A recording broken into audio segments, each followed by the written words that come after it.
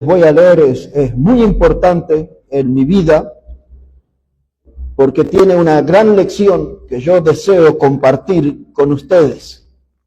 Es en el último capítulo del libro de Génesis, en el capítulo 50, en el versículo 20, y luego van a notar por qué ese texto ha sido como una bandera para mí de gran importancia en mi vida.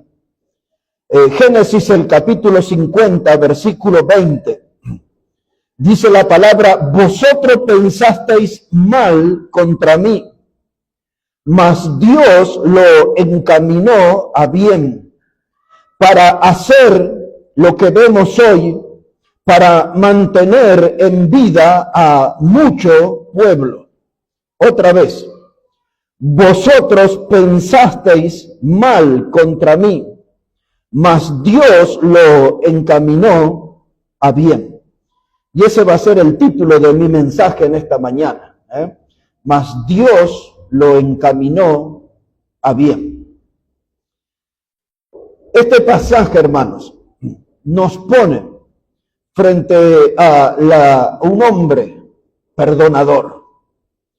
Este pasaje, hermano, reconoce que al final de una vida que puede tener experiencias dolorosas, al final de una vida que uno puede tener experiencias traumáticas, yo puedo encontrar crecimiento espiritual y puedo encontrar bendición de Dios. Otra vez, todos nosotros tenemos una historia, tenemos una vida.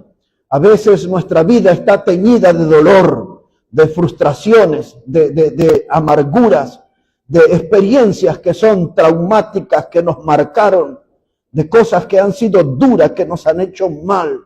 Pero al final de todo ese largo camino, hermanos, todas esas cosas nos van a traer a nosotros crecimiento espiritual y bendición de Dios.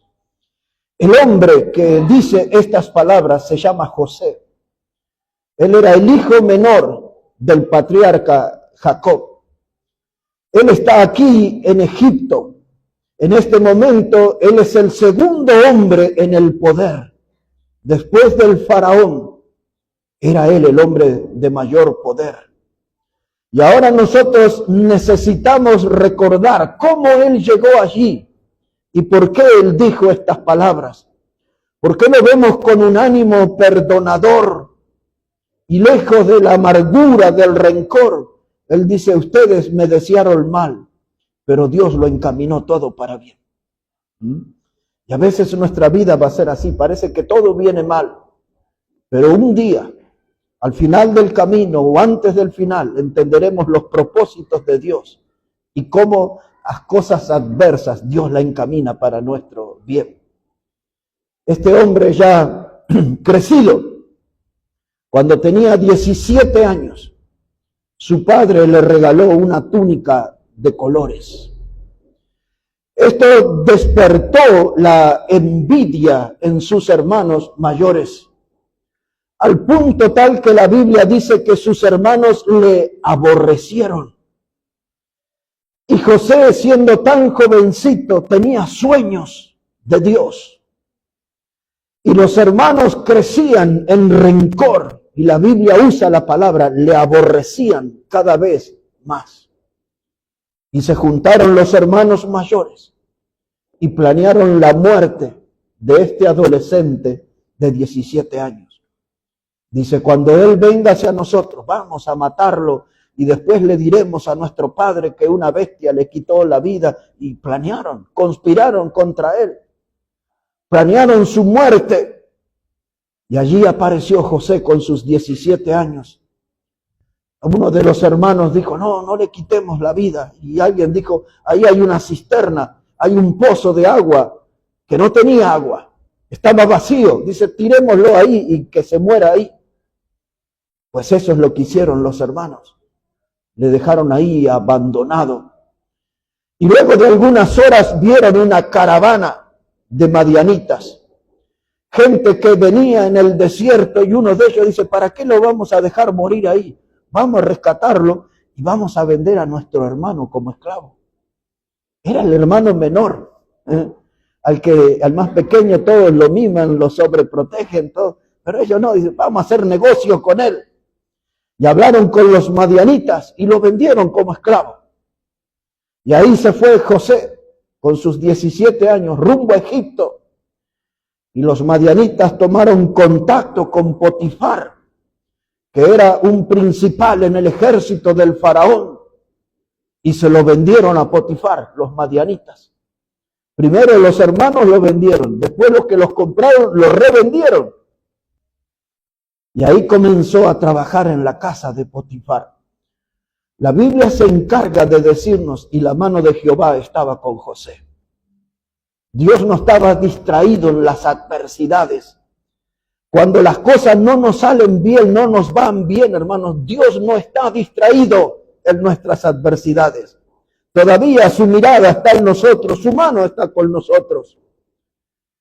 Y luego la esposa de Potifar se enamora de este muchacho y comienza a tentarlo una y otra vez y intenta acariciarlo y lo toma de sus vestidos y lo invita a tener una relación de adulterio. El joven dice que él le fue confiado todo en esa casa. Él no iba a defraudar a Dios. Y un día en bronca, en enojo, esta mujer, al sentirse rechazada por el joven, tomó sus vestidos que él dejó y comenzó a gritar que él había abusado de ella. Y ahora este muchacho es puesto en la cárcel, acusado de algo, de un delito que él no cometió. Y allí en la cárcel conoce a dos hombres que delinquieron. Uno era el jefe de los panaderos del faraón y el otro era el jefe de los coperos del faraón. Hombres muy cercanos al faraón cometieron un delito y ahí terminaron en la cárcel. Y ahí llegó José. Ellos tuvieron sueños. José le reveló los sueños y a uno le dijo que a los 3 días iba a morir ahorcado. Y al otro le dijo que el faraón lo iba a reponer en su puesto de trabajo. Ese era el jefe de los coperos. Y José le dijo, acuérdate de mí cuando hables con el faraón. Pero luego la escritura dice que el jefe de los coperos quedó libre, recuperó su puesto de trabajo y se olvidó de José por algunos años. Hasta que tuvo necesidad, porque el que tuvo visiones fue el faraón. Y ahora el jefe de los coperos se acordó que en la cárcel estaba José después de años. Y lo fueron a buscar. El faraón había soñado con unas vacas gordas y unas vacas flacas y todo ese sueño lo perturbaba. Y José le reveló y le dijo que las vacas gordas representaban la abundancia y las vacas flacas eran 7 años de escasez. Y le dijo, hay que hacer graneros y hay que guardar el trigo, y le dio toda la receta. Y eso fue lo que le llevó a José a ser el segundo hombre en el poder. El hambre se expandió por la tierra y llegó hasta su propia familia. Y ahora sus hermanos tuvieron que venir a Egipto a buscar comida. Y tuvieron que estar frente a aquel que ellos tiraron en un pozo, que planearon matarle y que lo vendieron como esclavo. Y tuvieron unos encuentros con él, pero no lo reconocieron. No se dieron cuenta que era su hermano. Y al final de toda la historia, después de ida y vuelta, se dan cuenta que este era su hermano, el que los estaba beneficiando, el que le estaba ayudando en medio de la hambruna. Y ellos arrepentidos y avergonzados están frente a él. Y ahí está José, el hombre perdonador. Y él es el autor de esta frase. Todo lo que ustedes planearon eran para mi mal, pero Dios lo encaminó para bien. En la vida de ustedes y en la mía hubo y habrá muchas personas que nos van a hacer daño. Muchas personas que cruzarán el límite del deseo de que nos vaya mal o de hacernos mal. cruzarán ese límite y lo harán y nos atacarán de una manera salvaje. Puede ser que nos difamen, puede ser que nos lastimen físicamente, puede ser que fabriquen historias de horror a nuestro alrededor. Pueden influir en mentes y en corazones de personas para que sientan desprecio por nosotros, rechazo por nosotros. Toda esa clase de gente florecen a nuestro alrededor. Pero todas las cosas que ellos planean para mal, en algún momento Dios las empieza a encaminar para bien. Empezamos a entender cosas y empezamos nosotros, hermanos, a encontrarnos con la bendición de Dios. En síntesis, como fue mencionado Job en esta mañana, todo lo que el diablo le hizo, la sarna maligna, todo el abandono de su esposa, de su siervo, todos se olvidaron de él. Pero al final de la historia, Dios lo encaminó para bien. Pero observe esto, hermano, aquí en Génesis 50 y el versículo 26. Teniendo en mente aquel muchacho de 17 años que quisieron matar, los años pasaron y observe cuántos. Génesis 50, verso 26, dice, y murió José a la edad de 110 años y lo embalsamaron. Ahora, mire hermano, hasta hace muy poquitos años, pero muy poquitos años, hubo una gran lucha por recuperar el cuerpo de José. Hace muy poquitos años, menos de 10 años estoy hablando. Pero esa es otra historia. Aquel que quisieron matar a los 17 años, Dios le dio casi 100 años más de vida. Hasta los 110 años vivió. Y hermano, cuando las cosas terribles llegan a nuestra vida, nosotros tenemos que seguir adelante. Cuando en nuestro camino nos encontramos con gente que nos desea mal, que nos hace mal, de gente que nos lastima emocionalmente, físicamente, de gente que fabrica mentiras y dicen cosas horrorosas acerca de nosotros. Eso no puede ser un freno, hermano. Tenemos que ir adelante igual. Tenemos que servir a Dios porque en un momento del camino Dios empieza a trabajar y todos aquellos que nos hicieron mal y nos desearon mal, Dios lo encamina para bien. Las cosas se revierten. Dios tiene sus tiempos, hermano, y no debemos dejarnos frenar por las adversidades. En un proyecto de hogar, en un proyecto de negocios, en un proyecto de estudio, en una carrera, en la vida espiritual, no hay nada, ninguna adversidad debería frenarnos. Aunque vengan tormentas de deseos de mal contra nosotros, debemos ir adelante porque en un tramo del camino Dios lo va a encaminar todo para bien. Dios lo va a encaminar todo para bien. Otro hombre y la misma experiencia. Este era David. Una mirada, por favor, ahora al Salmo 57. Una mirada al Salmo 57. Y ahí vamos a leer versículo 1 en adelante, Salmo 57. Ya vimos acerca de José, el hijo de Jacob. Ahora vamos a David, el hijo de Isaí. Salmo 57, hermanos, versículo 1. Vea cómo dice la palabra del Señor. Dice el primer versículo, ten misericordia de mí, oh Dios. Ten misericordia de mí, porque en ti ha confiado mi alma. Y en la sombra de tus alas me ampararé hasta que pasen los quebrantos. Clamaré al Dios Altísimo, al Dios que me favorece. Él enviará desde los cielos y me salvará de la infamia del que me acosa. Dios enviará su misericordia y su verdad. Mi vida está entre leones. Estoy echado entre hijos de hombres que vomitan llamas. Sus dientes son lanzas y saetas, y su lengua espada aguda. Aquí me voy a quedar en este versículo 4. Y en esa frase que dice él, mi vida está entre leones. ¿Quién quisiera vivir entre leones? Cuando él escribió este salmo, después ustedes pueden leer la historia si quieren, en 1 de Samuel capítulo 22, en los versículos 1 y 2.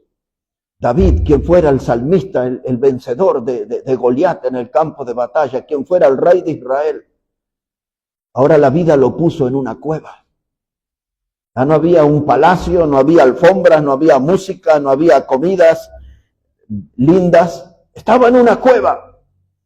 Se llamaba la cueva de Adulam. Y cuando usted lee ahí, hermanos, en 1 de Samuel, en el capítulo 22 y los versículos 1 y 2, dice que en esa cueva vivían 400 personas. Y uno dice, qué bonita vecindad. En una cueva, 400. Y cuando usted lee ahí, en 1 de Samuel 22, en el versículo 2, dice que los que estaban juntos en esa cueva eran gente afligida, gente preocupada, gente que no tenía buen ánimo, gente, hermano, dice la Biblia, afligida. Y luego agrega otra característica de esa gente. Dice gente endeudada. ¿Quién conoce una persona que es feliz siendo endeudada?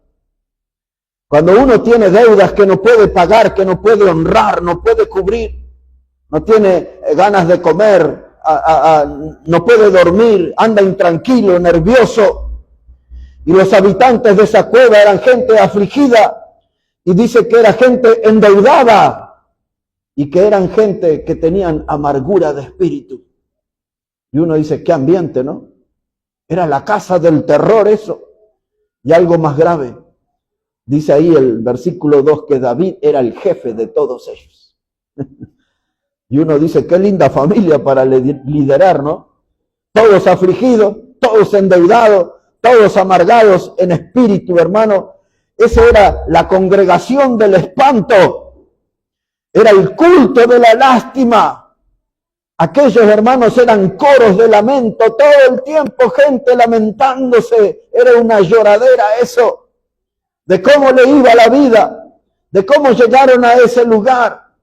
Lamentándose, quejándose por lo que le pasaba. Un coro de lamento se oía ahí. Yo le llamo a ese lugar el shopping de la depresión. El shopping de la depresión. Todos con el ánimo por el piso, sin esperanza, sin energías. Esa gente, hermano, estaba pasando tiempos de quebrantos.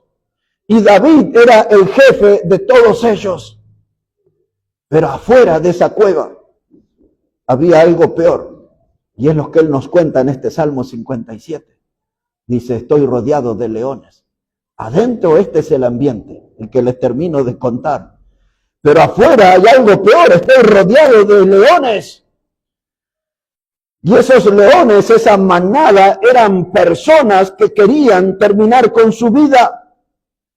Dice, cuando yo miro a esos leones, dice, ellos están allí como vomitando llamas. Es decir, que quieren reducir mi vida a cenizas, a la nada. Cuando miro a esos leones allí afuera, los veo con sus dientes, parecen lanzas, parecen espadas afiladas, me quieren atravesar. Así él veía a la gente. Gente con lengua filosa, ponzoñosa, porque él en el versículo 13, él dice, de la infamia del que me acosa. La infamia. Muchas veces la gente dirá cosas muy malas de nosotros. Pero me refiero a las que ellos saben inventar. De cosas que no son reales. Y nos crean una fama en el ambiente de trabajo. Y nos crean una mala fama en el ámbito familiar. Y hasta a veces voy a la iglesia y a veces hay alguien que me crea una mala fama. Dice acerca de mí cosas que no son ciertas. Y me siento infamado, me siento rodeado de leones, de gente que me quiere atravesar. Sus palabras son filosas, sus palabras lastiman. y lastiman profundamente. Dice David, yo me siento rodeado de leones. La gente que le rodeaba a él se parece a algunos que nos rodean a nosotros. A veces a nuestro alrededor hay gente que con esos dientes y esas bocas grandes como leones y mandíbulas fuertes, sentimos que buscan despedazarnos y nos tironean, buscan desarmarnos completamente. Intentan hacernos desaparecer, ponerle fin a nuestra vida. Y hermanos, a veces nosotros nos vamos a rodear de personas que se comportan como bestias con nosotros. Y esas personas, otra vez, pueden estar en el lugar que estudiamos, donde trabajamos. Esas personas pueden estar en nuestra familia y pueden estar en una iglesia local también. Personas que se comportan como bestias. Y entonces nos sentimos amenazados. Y nos sentimos acorralados. Y hermanos, uno se pregunta en la vida, ¿pero qué hago yo? Y no puedo escapar de ese estilo de gente. Pero en un tramo del camino, Dios encamina todas las cosas para bien. Dios sabe, hermanos, cómo liberarnos de estas clases de personas. Dios sabe, hermanos, cómo liberarnos de estas situaciones. Y a veces los que muestran sus garras y sus dientes afilados son gente que usted le ayudó, que un día les ayudó económicamente, que un día los encontró hecho un trapo de piso, derrotados, amargados, y usted les tendió la mano y los levantó y le dio fuerza y le dio ánimo y los acompañó en el dolor y anduvo al lado de ellos en las desgracias. Pero luego el tiempo pasó y se pusieron bien y mostraron sus dientes y sus garras afiladas contra usted. Usted dice, no lo puedo creer.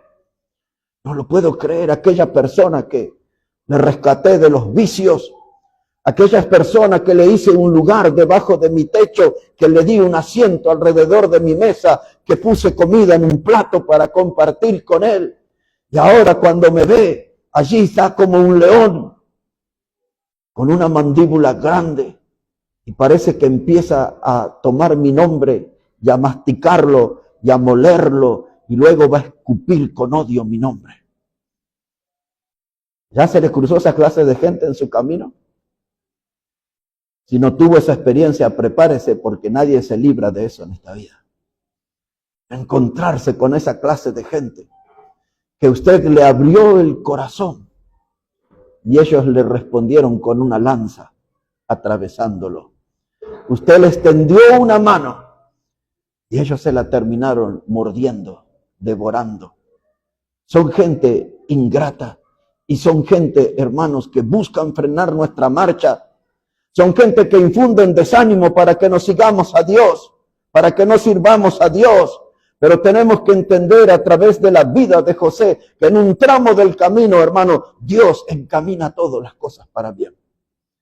Todo aquello que fue oscuro, todo aquello que fue malo, negativo, Dios lo encamina para bien. Hay gente, hermano, con bocas trituradoras que van a buscar lastimarnos, hacernos mucho mal. Al igual que David en nuestra vida, vamos a sentirnos que estamos rodeados de leones. Como si fuera una jauría de perros, de lobos que andan aullando, deseando nuestro final. Pero esto es una manada de leones, hermanos, que nos van a cruzar en el camino. Algunos cuando ya estamos crecidos. Y algunos de ustedes que son adolescentes y jóvenes en la tierna edad, se les puede cruzar esta clase de gente que buscarán ponerle un freno a su comunión con Dios, a su vida de servicio. Usted experimentará el dolor de estar rodeado de leones. Pero hay que seguir adelante, porque hoy vinimos a recordar que en un tramo del camino, Dios todo encamina las cosas para bien. A la luz de esto, quiero pedirles que me permitan que ponga un vendaje en su herida, que pueda darle una medicina bíblica en esta mañana. Si usted ha pasado por esto, permítame vendar esa herida, ofrecerle una medicina bíblica.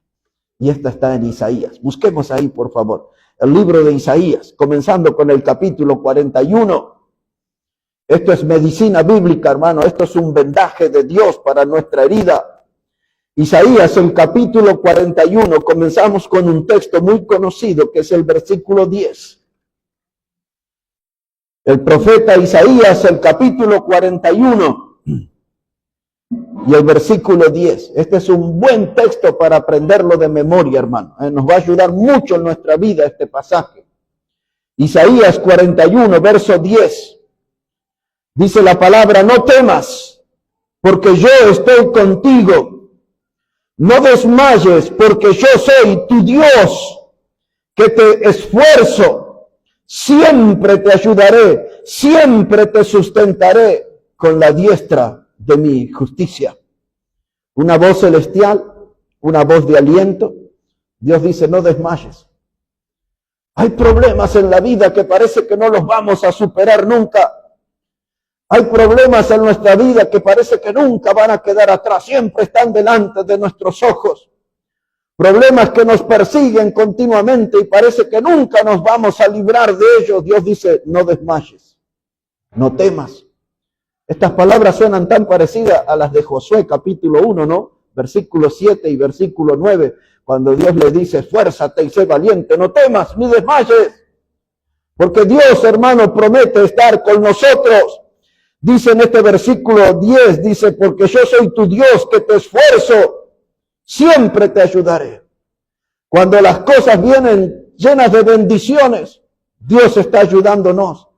Cuando las cosas vienen dolorosas, de adversidades, Dios está ayudándonos. Dice: siempre te ayudaré. Y dice también este texto, el versículo 10, siempre te sustentaré. Hermanos, ahí hay un Dios, un refugio en el cual podemos soportar toda clase de tormentas que vengan sobre nosotros. Isaías 41:10. El segundo vendaje, la segunda medicina de Dios está aquí en el capítulo 43. Isaías, el capítulo 43, versículo 2.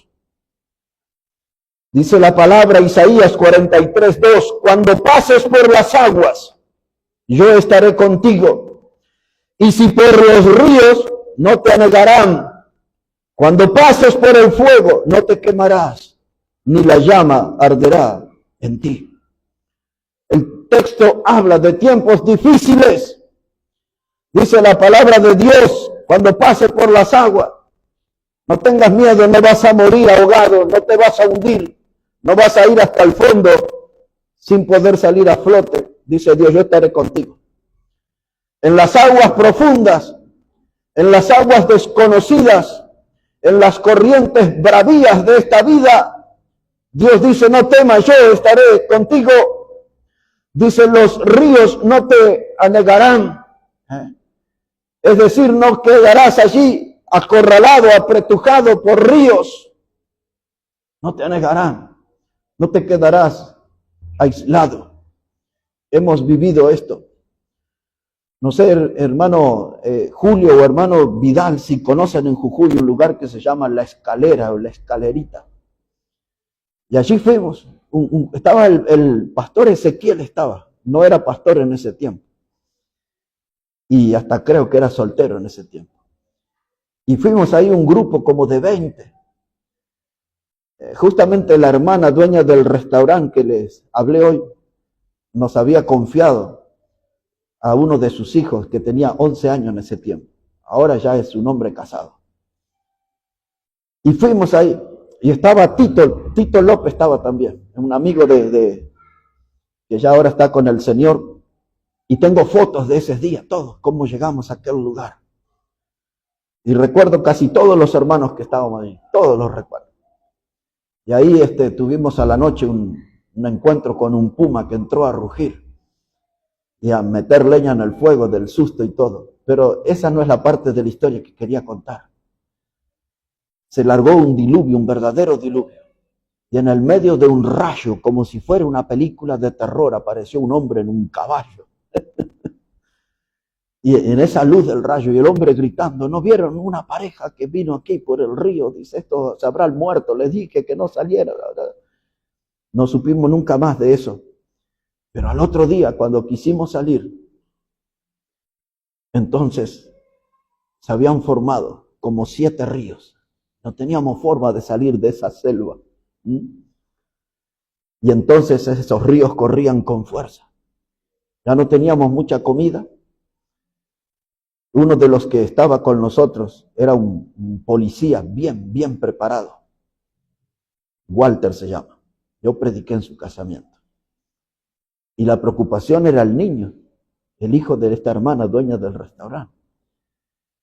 Y entonces el policía dice, yo lo voy a cargar. Tenía su mochila y lo puso al niño, que se llama Benjamín. Y cruzamos esos ríos. La cosa fue muy difícil. Arriesgamos nuestras vidas. Las corrientes eran rápidas, fuertes. Pero cuando estamos en esas clases de situaciones en nuestra vida, dice Dios, no te anegarán los ríos, no te quedarás encerrado, acorralado. Yo voy a ofrecer una salida. Y ese es el Dios, hermano, que necesitamos conocer. Necesitamos aprender, experimentar su presencia en nuestra vida. Él dice, yo te sustentaré. Dice, y aun si te tocare pasar por el fuego, hablando de las experiencias duras en la vida, que en un tramo del camino, Dios encamina todas las cosas para bien. Parece que el mundo pesadamente se desploma sobre nosotros. Y cuando ya nos damos más, Dios participa y encamina las cosas para bien. Daniel el profeta puede hablar de eso. Estaba en un foso rodeado de leones. Y al final Daniel le escribió, dice, pero el Señor envió a su ángel y él cerró la boca de los leones. Y los 3 muchachos jovencitos que fueron arrojados en un horno de fuego. Y dice que el ángel del Señor apareció allí y salieron los muchachos sin olor a fuego, sin olor a humo. Y podemos contar tantas victorias bíblicas para que Dios quiere respaldar esto, que en un tramo del camino Él va a encaminar todas las cosas para bien. Las adversidades son dolorosas, son grandes. Nos producen mucho más que un dolor de cabeza. Traen preocupaciones, nos afectan en la salud, causan daño en nuestro físico. Pero Dios siempre está con nosotros. Como estuvo con José, Dios está con nosotros, presto a encaminar todas las cosas para bien. Está pasando por pruebas, luchas de algún tipo, de alguna clase. Espere en Dios. Él va a obrar. Él va a encaminar todo para bien. Ahora, un vendaje más. Un poquito más de medicina aquí en Isaías, pero el capítulo 54. De una mirada, por favor, Isaías, el capítulo 54 y el versículo 17. Isaías 54, verso 17. Este es otro pasaje. Todo esto que le estoy dando, de Génesis 50, 20, Isaías 41, 10, 43, 2, y este pasaje que vamos a leer, lo tiene que aprender de memoria, lo tiene que guardar en su corazón, porque le va a ayudar mucho en esta vida. Mire lo que dice. Isaías 54, 17, dice, ninguna arma forjada contra ti prosperará, y condenarás toda lengua que se levante contra ti en juicio. Esa es la herencia de los siervos de Jehová, y su salvación de mí vendrá, y su salvación de mí vendrá, dijo Jehová. Ninguna arma forjada contra ti prosperará. El enemigo tiene muchas sorpresas preparadas en nuestro camino para nuestra vida. En la Biblia dice que el diablo ponía lazos y ponía redes, toda clase de tropiezo, pozos. Y el enemigo siempre está inventando nuevas armas, armas que ustedes ni yo conocemos, pero dice que de toda arma forjada, ninguna va a prosperar contra nosotros. Los que estamos confiados en Dios, refugiados en el Señor, los que somos de la familia de Dios, el enemigo está elaborando armas nuevas, pero ninguna de ellas va a prosperar, Porque tenemos a nuestro favor un Dios que es todopoderoso, hermanos. Nosotros estamos en Cristo, estamos en el lugar correcto de la vida. Nosotros, hermanos, tenemos que mantenernos con la actitud correcta, la de ser un cristiano a pesar de la adversidad. No me voy a enojar con Dios, no me voy a rebelar con Dios porque las cosas no suceden como espero. Porque a veces mis proyectos se desmoronan, se derrumban, como si fuera un castillo de naipe, una casita de arena en la playa. Muchas veces las cosas no salen como yo quiero, pero no voy a dejar, hermano, mi fe en el Señor, mi confianza va a seguir puesta en Él. Voy a mantener mi actitud correcta. Es lo que dijo Job. Cuando la mujer le dijo, ¿por qué no maldices a Dios si te mueres? Él decía, ¿acaso esperaremos de Dios solamente lo bueno y no lo malo? Si algo no me va bien en la vida, yo seguiré con mi fe puesta en el Señor. Recordando al mismo Job, él dijo, y aunque Dios me matare, yo en Él esperaré. Aunque Dios me matare, yo en Él esperaré. Alguna gota de la sangre que corrió por esas venas de hombres como Job debe correr por nuestras venas, hermano. De confiar en el Señor, de esperar en el Señor, porque en un tramo del camino Él va a encaminar todas las cosas para nuestro bien.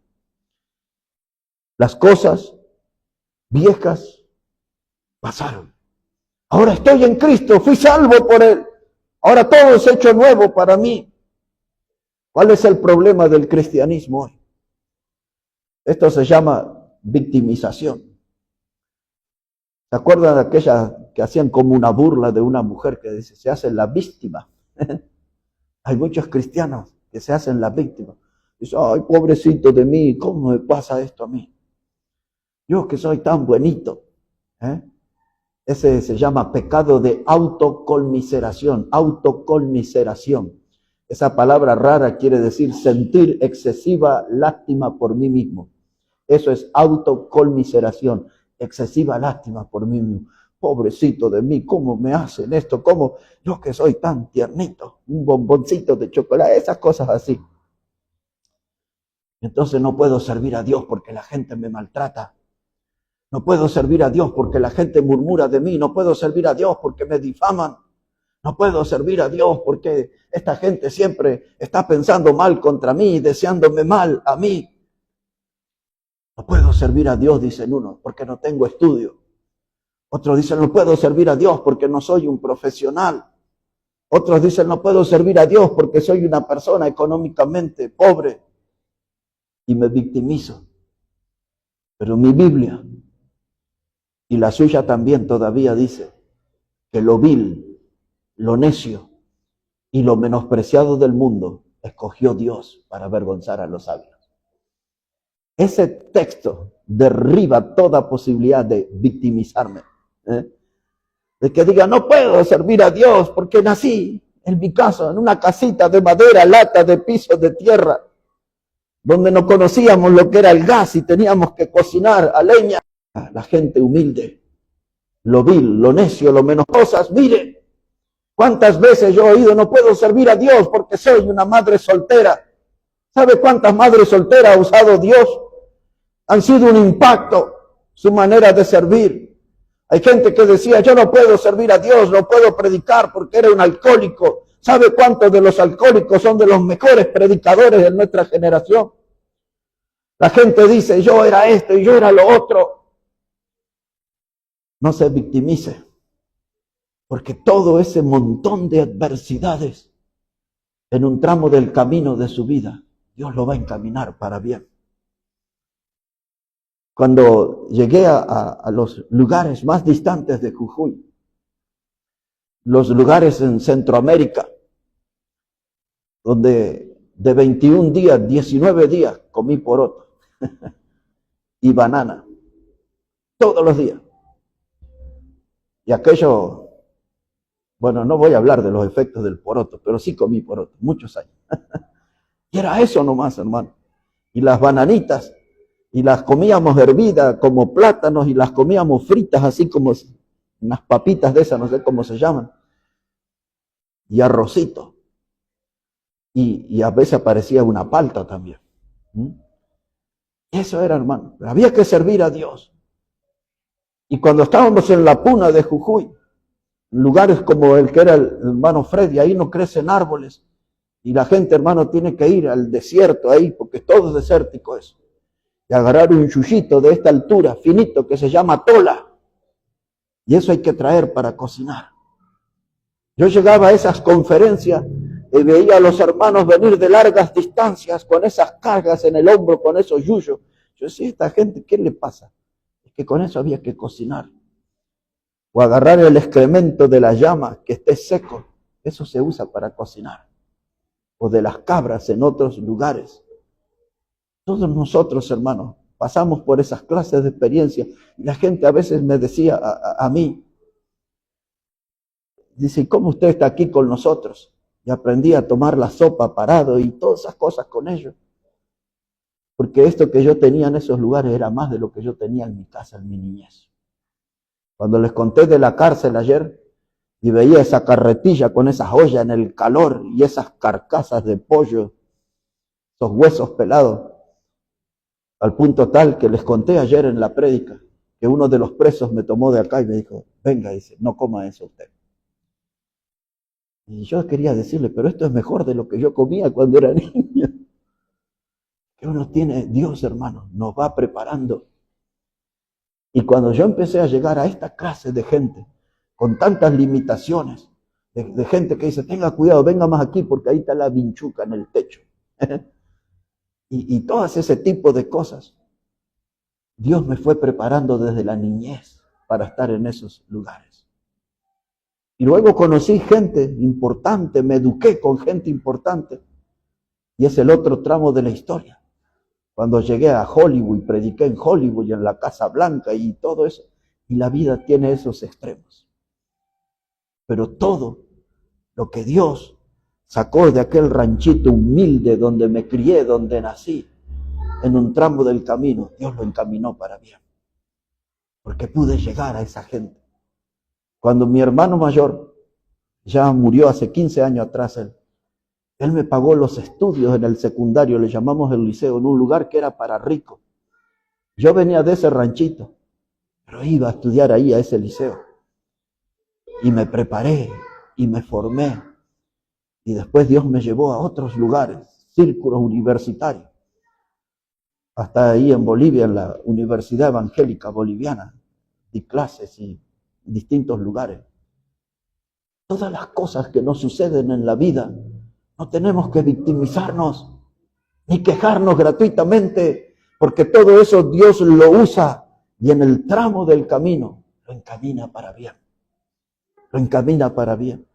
¿Qué estoy queriendo decir con todo esto? No reniegue de su pasado, no reniegue de su vida, no hay nada que lo descalifique para servir a Dios. Si usted tiene a Cristo como el Salvador y tiene ese fuego en el corazón de expresar su gratitud por la salvación, sírvele al Señor, busque un lugar de servicio, no mire su pasado, no escarbe en la basura, mírelo al Señor y sírvale al Señor. Sírvale al Señor. Él es bueno y hay una gran oportunidad. Voy a usar 2 o 3 versículos para terminar. Cuando nosotros llegamos a un crecimiento en nuestra vida espiritual, parece que todo en nuestra vida va a ser paz. Aún en la vida de la iglesia. Esta es la iglesia más extraña de la que yo he estado en más de 40 años. Nunca tuvimos un problema aquí en esta iglesia, de esos grandes. Tampoco lo estoy llamando. Pero es raro que en 8 años no hayamos tenido unas batallas ahí. Está rara esta iglesia. Pero dejémoslo eso de lado, que no vengan igual esos problemas. Pero, hermanos, cuando parece que todo está bien, que todo es paz, se desata la tormenta. En el lugar menos esperado, en el tiempo menos pensado.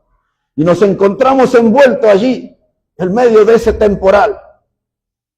Eso le pasa a los grandes hombres de Dios, a las grandes mujeres del Señor. En la Biblia, en la historia, en nuestras congregaciones le pasa todo. Rápidamente, un ejemplo de lo que estoy diciendo. En primer libro de Reyes, capítulo 19. Si puede buscar allí, por favor, el primer libro de los Reyes, capítulo 19. Estaba tentado a mirar mi celular para ver la hora, pero resulta que el celular lo están usando ahí para grabar. Así que yo sigo predicando nomás. Pero si yo veo que todos se van, entonces yo termino, porque ya me voy a dar cuenta que se fue la hora.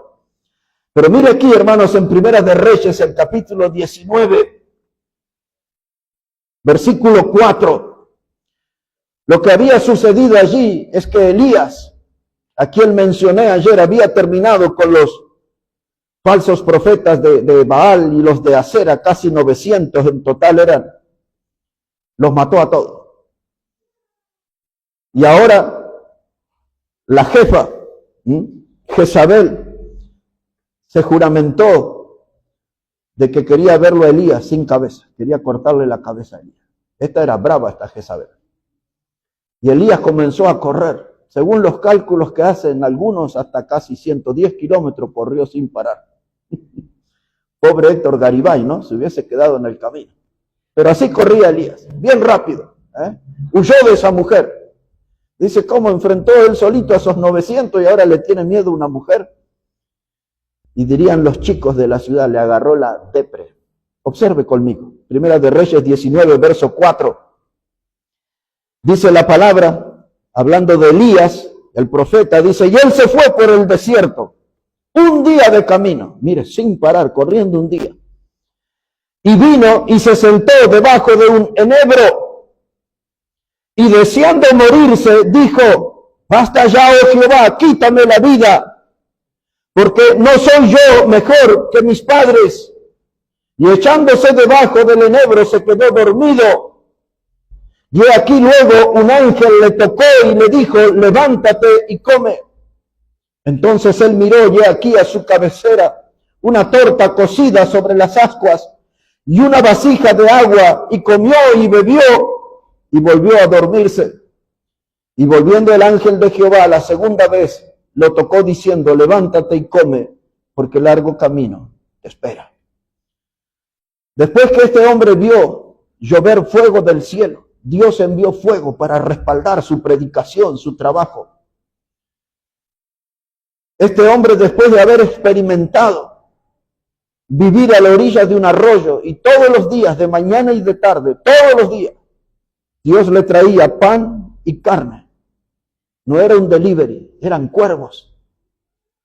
Cuervos Dios usó para que alimentaran a este predicador. Todos los días, pan y carne, en hora puntual. Este hombre conocía muchas cosas de Dios, había visto el poder de Dios. Y ahora está asustado por una mujer y corre y corre y corre y corre sin parar. Pasan las horas, completa 24 horas corriendo. Y allá ve un árbol que se llama enebro. Mucha sombra, oscuridad en ese lugar. Y va y se pone a la sombra del enebro. Esta es la figura que demuestra cuando nuestra vida a veces flaquea nuestra fe y entramos en días de oscuridad espiritual. En una sombra donde estamos solos, donde pensamos muchas cosas y no buenas. Dios me olvidó, Dios me falló, Dios no está atento. Y estamos enojados con Dios por lo que nos pasa. Y debajo de ese enebro, si usted no ha estado en ese lugar, prepárese porque en algún momento va a estar en ese lugar. Es un lugar de desaliento, de desánimo. Es un lugar de depresión, donde uno no tiene ganas de vivir, porque es lo que dijo el predicador. Dice, Dios, quítame la vida, yo no soy mejor que mis padres. Podemos darnos cuenta que la estaba pasando difícil, ¿no? Estaba conmocionado, estaba en una crisis espiritual, anímica, después de una gran victoria en su vida, cayó en el pozo del desánimo. Y allí, enojado, logró dormirse. Hasta que alguien le tocó, era algo extraño. Y era el ángel de Dios. Dios envió a su ángel para auxiliar a su predicador. Y le dijo, levántate y come. Y mira, allí en las brasas y había un pan haciéndose a las cenizas ahí. Si hay alguno de ciudad, sepa que en el campo se come así. Se tira la masa ahí entre la ceniza y después hay que sacarle la ceniza y adentro, al buche, dice. Y ahí estaba el pan. Y ahí había agua también. Y el ángel fue claro. Dice, come y bebe. Y ahí el predicador se volvió a dormir otra vez. Como que le quiso agarrar la depresión otra vez. Y entonces viene el ángel de Dios por segunda vez, dice el texto. Y lo sacude, los amarrea ahí y le dice, levántate porque largo camino te espera. Wow. Y esa es la palabra para nosotros en la adversidad. Cuando pensamos que ya llegamos al final. Cuando usted pasó por su mente, ya Dios no me va a usar más. Mire el pecado que cometí. Mire la cosa que hice, hoy me da vergüenza. Ya Dios no me va a usar más. Y entonces Dios viene y te sacude. Y dice, levántate porque largo camino te resta. Todavía hay mucho más por hacer. Todavía hay mucho más por predicar. Hay mucho más testimonio para dar. Hay almas para salvar. Ahí hay un mundo necesitado de Cristo, del mensaje del Evangelio. Nosotros lo conocemos. Nosotros no somos gente perfecta, sin error. Pero somos siervos del Altísimo. Y tenemos que salir de la sombra del enebro. No es aconsejable estar mucho tiempo en ese lugar. En otras palabras, no debemos estar mucho tiempo en un estado de desánimo, de desaliento, de depresión, porque eso nos va a destruir. Tengo que salir de la sombra del enebro y empezar a hacer nuevas cosas para Dios. Dios presentará nuevos desafíos. Habrá nuevas motivaciones en mi vida. Exactamente en estos días yo estoy esperando nueva motivación para mí. Desde diciembre vengo hablando, estoy muy cansado, muy agotado. Me cuesta muchas cosas. A veces por momentos como que me desanimo porque el cuerpo no responde.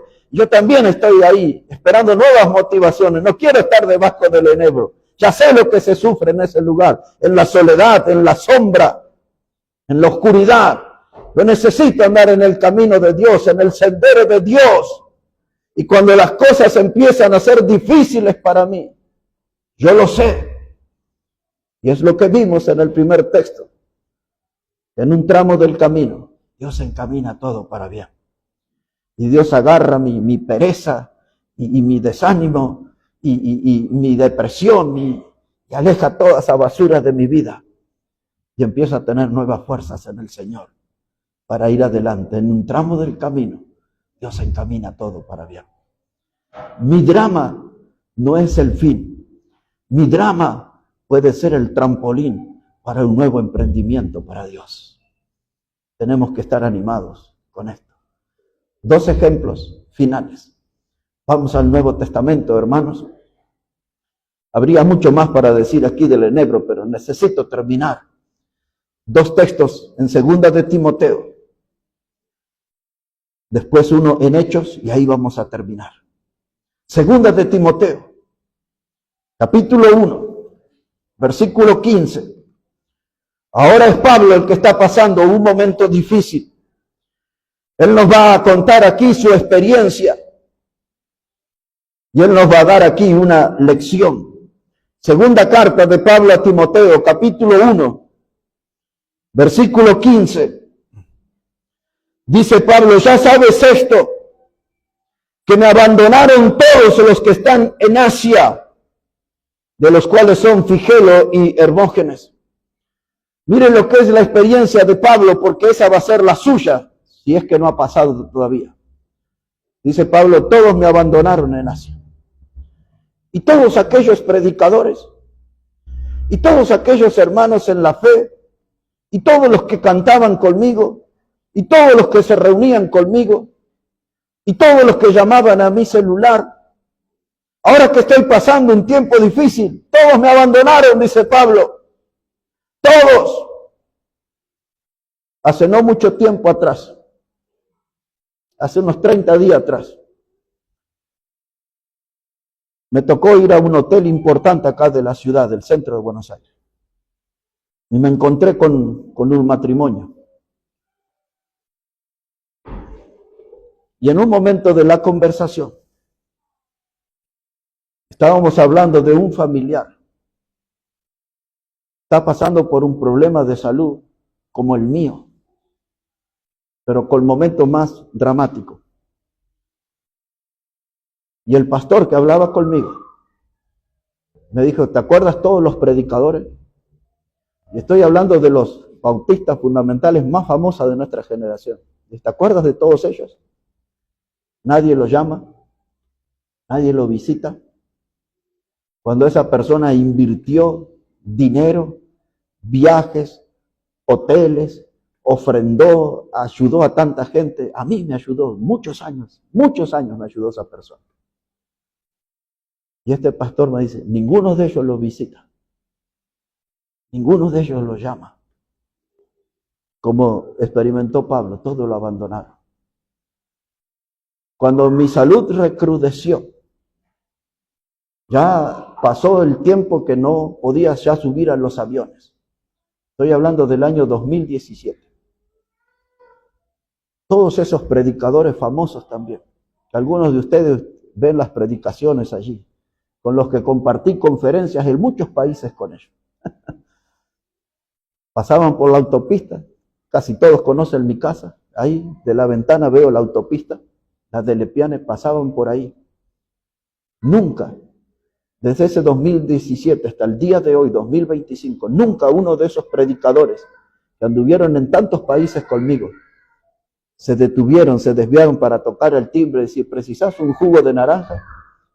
¿Precisas un dinerito para un electrocardiograma, una radiografía? ¿Hay algo por lo que podamos orar por ti? Yo lo entiendo a Pablo cuando dice, todos me abandonaron. Pero yo sobreviví y Dios me sustentó en todos estos años de una manera inesperada. No voy a entrar ahí en los detalles, pero en estos años Dios me ha ofrendado dinero de gente que yo nunca vi en mi vida, en todos estos años. El fin de semana que pasó, le dije al tesorero de nuestra iglesia, si viene tal hermano, necesito que puedas ayudarle tú, porque yo no voy a tener posibilidad este fin de semana. Estoy muy corto de dinero. El día lunes tenía que cubrir un gasto de 50,000 pesos. No los tenía. Pero desperté y preparé mi mate y todo eso, y miro mi celular, y una persona de Jujuy, una mujer de Jujuy, me envió por el Mercado Pago 50,000 pesos. Yo le dije, y Dios sigue obrando así. Él no se olvida, hermano. Cuando las cosas son adversas en nuestra vida, en un tramo del camino, Él encamina eso para bien. Cubre necesidad, fortalece, hermano, bendice nuestras vidas. Dios está para ayudarnos en nuestras adversidades. No espere de la gente, espere de Dios. ¿Cuántas veces estamos en este púlpito puestos los ojos en Jesús? No mire a los hermanos, porque si mira a los hermanos usted se va a apartar del camino. Mírelo siempre a Jesús y siempre estará firme en la fe. Ese estaba hablando con el tesorero también. A veces lo agarro y le doy unas lecciones ahí. Eso estaba hablando ayer. Porque muchas veces los hermanos lo terminan desanimando, terminan fallándole. Pero Dios nunca falla, hermano. Dios nunca llega tarde. En un tramo del camino, Él lo encamina todo para bien. Todos me abandonaron, dice Pablo. Cuando estuve en Asia, y es grande Asia, hermano. Todos me abandonaron. Segunda Timoteo 4. Ya sé que voy a terminar. Es este texto y uno más. Segunda de Timoteo 4, verso 16. Segunda de Timoteo 4, verso 16. Dice la palabra, en mi primera defensa, ninguno estuvo a mi lado, sino que todos me desampararon. No les he tomado en cuenta, pero el Señor estuvo a mi lado y me dio fuerzas para que por mí fuese cumplida la predicación y que todos los gentiles oyesen. Así fui librado de la boca del león. No solamente David, estando en la cueva, se sentía rodeado de leones. Pablo también. fue librado de la boca del león. Daniel también fue librado de los leones. Y el diablo, como león rugiente, nos ataca. Pero nuestra Biblia dice en el Salmo 91, Dios nos librará del lazo del cazador. Dios nos librará del lazo del cazador. Ahí anda el diablo como león buscándonos, pero Dios nos librará del lazo del cazador. ¿Qué es lo que está diciendo Pablo aquí otra vez? Al comienzo él habló de su primera defensa. Ahora él dice aquí, en mi primera defensa, ninguno estuvo a mi lado. Dice, todos me desampararon, me vieron en problemas, me vieron en la prisión. No era un delincuente, era un predicador del evangelio por la causa de Cristo. Ahí estaba él, hermano. Dice, todos huyeron, me desampararon, nadie vino ni siquiera a orar por mí. Pero acá dice algo precioso que yo quiero que usted lo note. Dice, pero el Señor estuvo conmigo.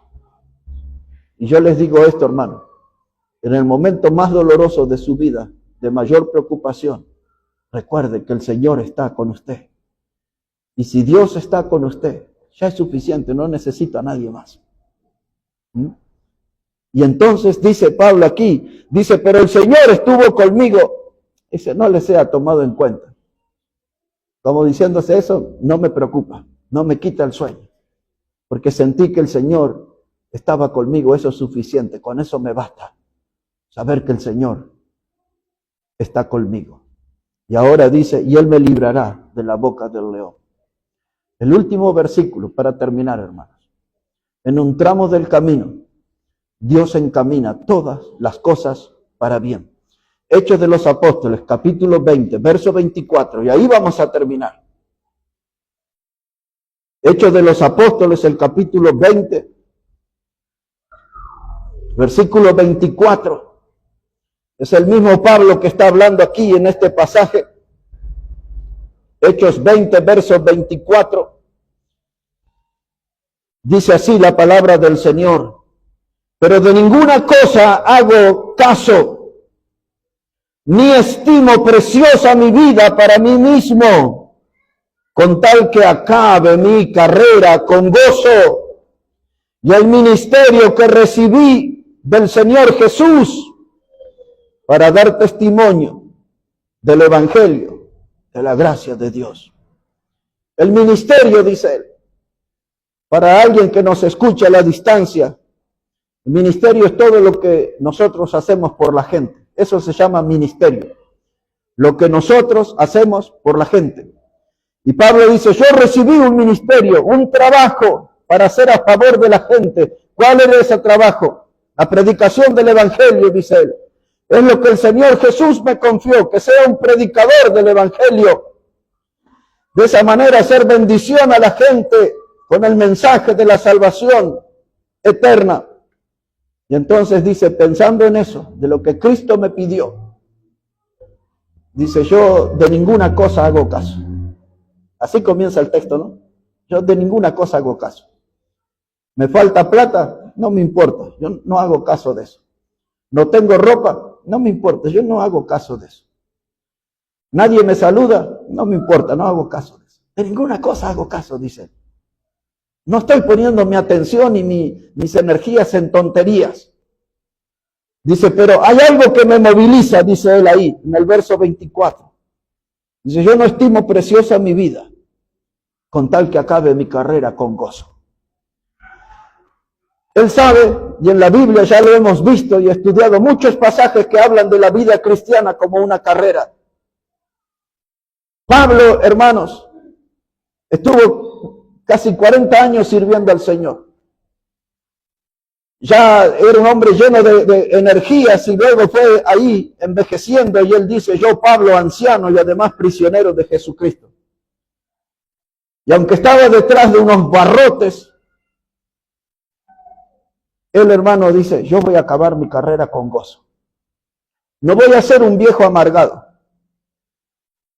Un hombre que no veía, que ahora ya tenía dificultades físicas para moverse. Pero él dice, yo voy a mantener el gozo hasta el final. Porque voy a acabar mi carrera, mi manera de servir a mi Salvador, lo voy a hacer con gozo. Lo voy a hacer con aires de victoria. Lo voy a hacer con entusiasmo. La vida me ha golpeado, la vida me ha bofeteado. Mucha gente me ha desilusionado, me han lastimado, me he sentido rodeado de leones, pero yo voy a acabar mi carrera con gozo. ¡Wow! ¡Qué ejemplo, hermano! ¡Qué ejemplo! Unos versículos antes, él dice, yo ya estoy listo para ser sacrificado. Y entonces le dice a Timoteo, a su discípulo y a la vez a su hijo amado, él le había dicho, dice, cumple tu ministerio y haz obra de evangelista. Que nadie te quite la posibilidad de ser un predicador, un anunciador del mensaje del evangelio. Haz obra de evangelista, habla de las virtudes de la sangre preciosa de Cristo, habla de las virtudes de la obra de la cruz, habla de la salvación eterna, cumple con tu obra de evangelista. Yo ya estoy para ser sacrificado, yo ya estoy hecho un anciano, pero voy a acabar mi carrera con gozo, saldré de esta vida sonriendo, feliz, con la alegría de la misión cumplida. No le fallé a mi Señor, cumplí con mi ministerio. La vida está llena de tropiezos, hermano. Los más jóvenes tienen que aprender eso. La vida está llena de desilusiones, de cosas que nos producen desánimo, desaliento, de cosas que nos deprimen, pero siempre las nuevas fuerzas las encontramos en el Señor. Hay mucha gente que cruza los límites de sus maldades y buscarán lastimarnos y quizás nos hagan daño. Hay mucha gente que anda galopando sobre la maldad en esta vida. Y tenemos que estar preparados, porque hoy hemos aprendido en esta mañana, a través de José, que en un tramo del camino, Dios encamina todas las cosas para bien. Si hoy estoy pasando días difíciles, si hace días que no logro sonreír, si hace tiempo en este nuevo año quizás nunca sentí momentos de gozo, de regocijo, prepárese para lograr de Dios, porque en un tramo del camino, Él encamina todas las cosas para bien. Dijo José, vosotros quisisteis hacerme mal, pero Dios lo encaminó todo para bien. Gloria a Dios por eso. Gloria al Señor. Vamos a orar. Padre, gracias te damos en esta hora por tu palabra, Señor, y por todas las lecciones que podemos aprender de los hombres, de las mujeres, de la Biblia, que te han seguido y que te han servido en medio de las tormentas, de las grandes dificultades. Que hoy podamos tomar nuevas fuerzas en tu palabra y que podamos sentir tu mano obrándonos y encaminando todas las cosas de nuestra vida para bien. Bendice tu palabra, cada alma aquí, los que nos escuchan a la distancia, que tu palabra obre en gran manera. Y ayúdanos, Padre, con nuevas fuerzas de lo alto. Oramos en el precioso nombre del Señor Jesucristo. Amén y amén.